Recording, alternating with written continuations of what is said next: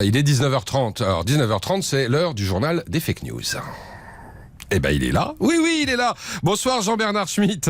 Bonsoir Vincent. Co-fondateur de Spicy. Merci beaucoup d'être avec nous. Alors ce soir, vous penchez sur de nombreux messages qui accusent Emmanuel Macron d'avoir mis en scène des applaudissements lors d'une visite en banlieue parisienne.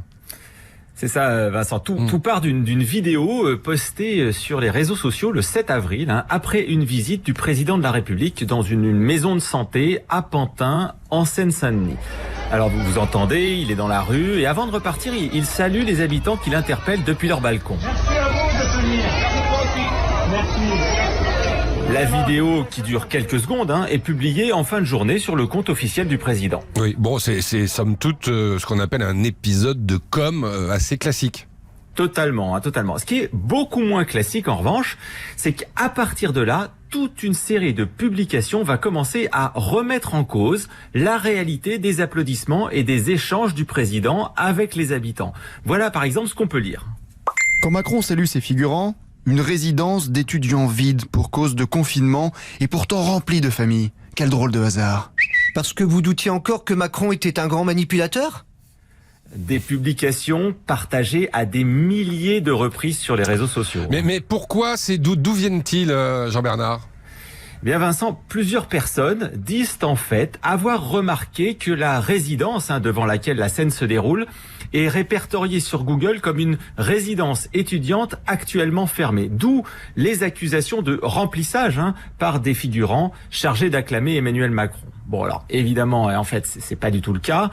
Et la société qui gère l'immeuble et la mairie de Pantin ont confirmé à l'AFP et à Libération que les appartements sont occupés à plein temps et qu'ils accueillent actuellement des personnes prises en charge par les aides de l'État et notamment par le SAMU social. Donc la rumeur est infondée, mais petite précision, la théorie des figurants chargés d'applaudir les politiques, c'est quand même un grand classique de l'univers complotiste et des tenants du soupçon permanent. Ouais, même s'il y a eu, alors là il faut remonter assez loin dans le passé, une affaire en France où on avait montré que certains figurants étaient là pour applaudir un ministre. Enfin bon, c'est une autre histoire.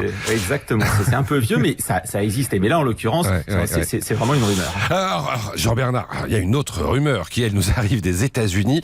On apprend qu'un homme aurait vendu le coronavirus aux Chinois et qu'il aurait été arrêté à New York.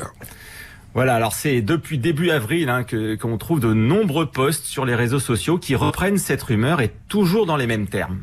Voici l'homme qui a fabriqué et vendu le virus du corona à la Chine. Il s'appelle Charles Lieber, il vient d'être arrêté. J'aimerais pas m'appeler Charles Lieber déjà, moi. Non, voilà, alors c'est vrai que son nom est jeté en pâture. Alors évidemment, c'est faux, mais il existe ce Charles Lieber, ce scientifique, il est directeur d'un département de recherche à Harvard. Il a bien été arrêté, mais en janvier dernier, donc il y a bien longtemps, et on lui reproche en fait d'avoir caché des informations, notamment financières, sur ses relations avec la Chine. Donc, c'est bien illégal, mais ça n'a absolument rien à voir avec le Covid. Eh bien, c'est important de le souligner. Merci Jean-Bernard, merci d'avoir révélé ces fake news. Jean-Bernard Schmitt, cofondateur du site Spicy.